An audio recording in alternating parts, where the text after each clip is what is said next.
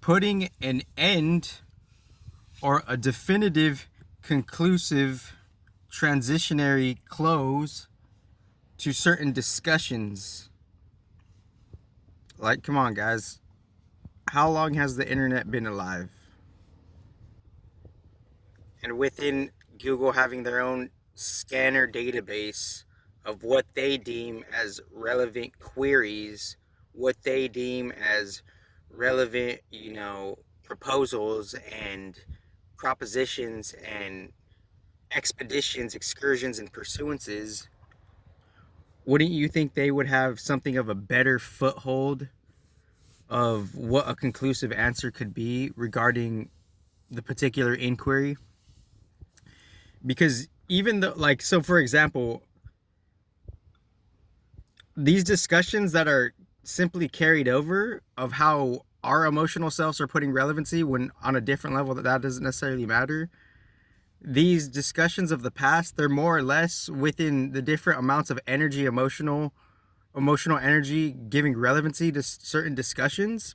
They're still alive, without proper conclusive closes and transitions. So for example, like, the internet's been like up for a while now, right? And within the internet being up for a while, there's like massive data and massive different capture scopes of what a conversation can entail. For example, like, the internet's been like alive for so long. So if you are like focused on a certain discussion, realize that the internet probably has had your discussion already way back already, like on a different level, like maybe 20 years ago, maybe 40 years ago, maybe 60 years ago, maybe 80 years ago, because that query and that inquiry was, was a proponent to see what is more or less the truth of a conversation. So for the example, like, here's an example. Who is more superior, MahaVisnu or SadaSiva? Within like all the different social media platforms, underneath that, they're storing that on like Google, quote unquote Google, and me speaking neutrally, of course, respectively, they're storing that as like, how they could have already concluded what they've already found in regards to that particular conversation, query, or inquiry. So like there's information being stored underneath the social media platforms that collect the data of all the conversations that you're having on your surface level, front surface level viewpoint, the conversation that you're, just emotionally and unnecessarily attaching yourself to. It could already have conclusive evidence based on how, like, quote unquote, Google's algorithms, end quote, could already conclude like the truth of the Vedas, all these different Puranas, all of these different Upanishads, and them having different flavors and tastes and context and levels of their own energetic aptitudes. Like, some people say certain Puranas are, Rajic. Some people say certain Puranas are Tattvik or Sattvik, or, something around that nature. But who are we to really classify that type of nature to a text, and if we do, is it the proper understanding in how we're classifying that text? Because like, we don't have to look at, tamas or tamic. We don't have to use, like, because the three modes of material nature, this is old stuff, by the way, and I'm just kind of intuitively refreshing and fluidly re-expressing what I've already written about 6 years ago on paper within my own documents, and however like everybody's individual data profile connects to Google's motherboard database, and how that Google motherboard database is connected to something greater, respectively, because we're trying to see like how the conversation could actually, how we could see the relevancy of it without the emotional attachment. Because to put an end to the conversation, who's more superior, MahaVisnu or SadaSiva, that's like such a black and white, elementary way to look at it. Because if they're all that powerful, then they themselves have to have, multi-dimensional parts and aspects and different modes of themselves. So they themselves are not negatively or positively split. They're just split. to experience different fragments and aspects of themselves. And as they're doing that within the non-linear way of doing that, simultaneously, MahaVisnu and SadaSiva, within their micro aspects of themselves in different contexts, circumstances, and environments, they could they simultaneously, like Shiva and Vishnu, they simultaneously probably hate each other in certain realms of reality, depending on the mode of reality. And then and on the lesser illusion reality, they're probably like best friends. It just depends on like what frontier of reality they're ultimately on. If they have the secrets to like what Maya is, how Maya comes about, and that's a whole different discussion, then wouldn't you think that they are more or less tethered to themselves? A certain part of them is tethered to a more whole part of themselves, where they know how Maya is fragmentation, how it's more so illusion, excuse me, and how they're experiencing different aspects of themselves, and they have different micro expressions of themselves that are resetting per how they want to just experience, on just like on a reverse engineer spiritual growth type of level. So because like I've scanned like all the conversations, like that whole thing, that whole conversation, that conversation is like, it's kind of old now, that's like 20 years old and beyond 20 years. But how we're like being kind of finagled to pay attention to something we're understanding in a fragmented way, it doesn't necessarily do us any justice, because we're just kind of like, we're partaking into like a denomination of a fragmentation that isn't necessarily pointing towards the whole truth, because both of them are expressions of creator source, like inevitably. And with more like substance to this, if they're all that powerful, then on one level they would be more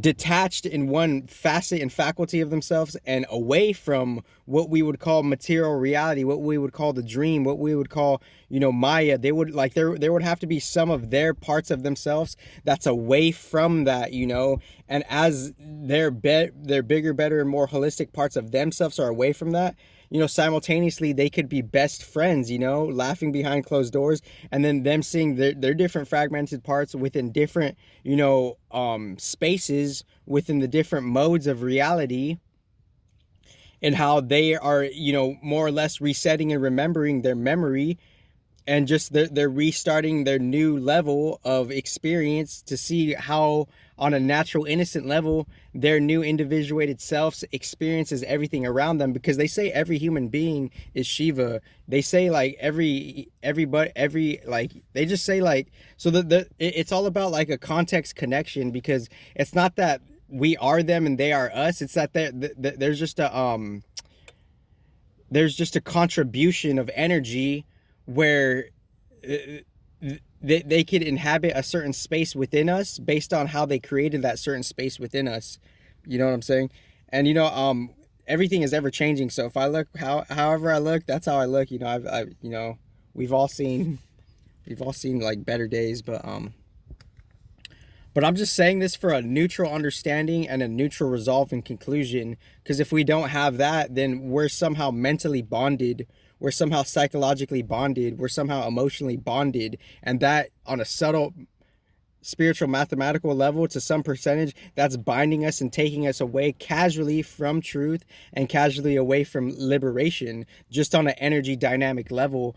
So it's like, who is more superior, like MahaVisnu or SadaSiva? So what like, for Google's algorithms, what would, like, for them to tally up all the conversations and all the evidence and the results of all the conversations that was had about that, what do you think like Google's algorithms would say about that? And I'm saying it on an unbiased level because they have seen that conversation happen on different social media platforms, not just like, the popular ones.